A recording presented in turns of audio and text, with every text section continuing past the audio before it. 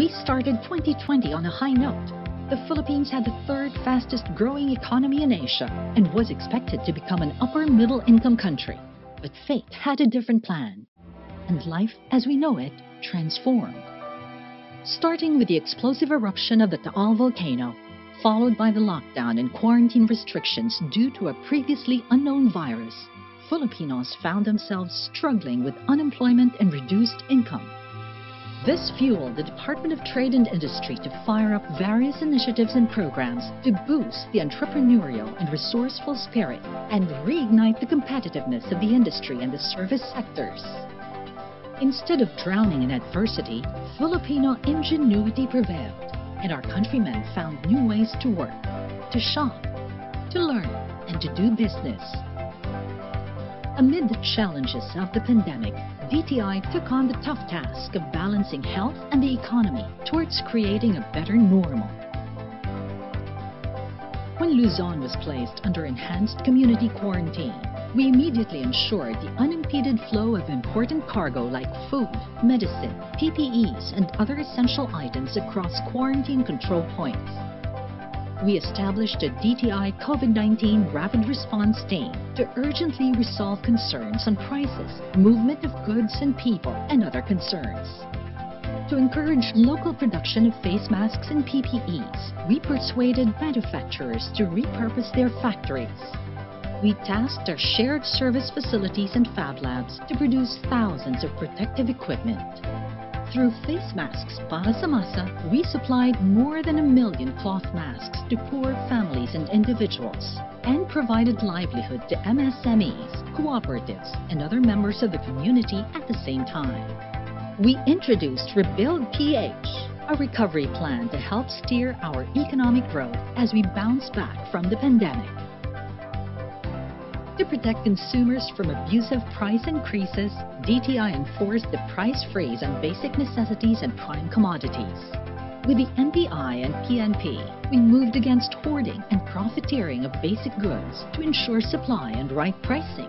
We also monitored retailers' compliance with purchase limits of basic necessities and acted on over 6,000 complaints related to price freeze violations and subsequent suggested retail price of goods. We regularly monitored firms on their compliance with fair trade laws, such as Product Standards, Price Act, and Price Tag, among others. With over 11,000 consumer awareness and advocacy initiatives undertaken, we ensured that consumers are aware of their rights, especially during these trying times. We published the Philippine Standardization Strategy and discussed with stakeholders the issues and developments in standardization towards trade and industry growth, sustainable development, and consumer protection. As we slowly opened the economy, we ensured the safety of consumers by implementing minimum health protocols in establishments and monitoring their compliance. To ease the effects of the lockdown, especially on micro, small, and medium enterprises, we issued guidelines to extend the grace period on payments for residential and commercial rents. We allowed businesses to increase their operating capacity to help them generate more income. We launched the CARES loan program to help MSMEs restart their businesses, and the HEROES program to help repatriated OFWs go into business. We developed systems and automated processes integrating business name registration with other government systems, expanding e-payment options for BN registration, among others. MSME assistance became more accessible with over 1,100 Negosyo centers established nationwide. Our mentorship programs for MSMEs also moved online to reach more entrepreneurs despite the lockdown. We also provided a new virtual learning platform for MSMEs to ease their transition from offline to online. Thousands of entrepreneurs were trained across 6 online conferences and webinar series produced through the CTRL+BIZ Reboot Now program. We helped young entrepreneurs build their entrepreneurial skills. We provided machines and equipment to MSMEs through the shared service facilities. We also provided livelihood opportunities to MSMEs in the countryside through the Negosyo Serbisyo sa Barangay. and those affected by fire incidents and other calamities through the Pangkabuhayan sa Pagbangon at Ginhawa.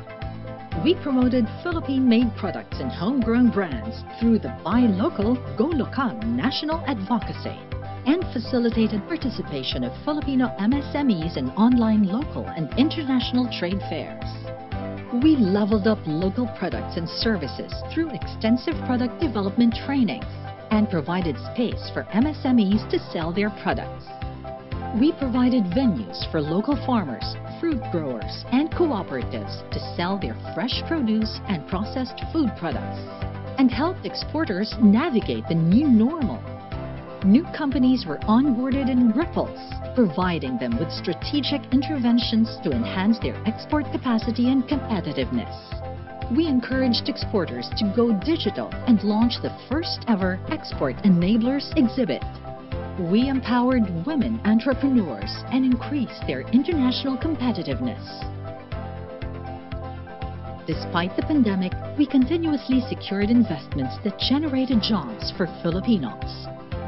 We attracted more investments by working with ASEAN member states on the ASEAN Trade Repository. We also boosted foreign partnership ventures through the Regional Comprehensive Economic Partnership Agreement, or RCEP. With increased market access to our trade partners, we helped ease the trade of strategic goods and maintain counterpart recognition of our accreditation bureau. We also conducted several events to reach our stakeholders and discuss issues on the construction and manufacturing industry, as well as the innovation and entrepreneurship startup ecosystem in the country. 2020 has challenged us, but with every Filipino's ingenuity, DTI has shown that there is always light even during the darkest of times. We will build back better. We will save and create jobs, strengthen demand, and unleash supply, which in turn will expand job opportunities. The journey is not yet over, and DTI hopes to always be the guiding light for trabaho, negosyo, at consumer in all the years to come. Together, we will recover as one.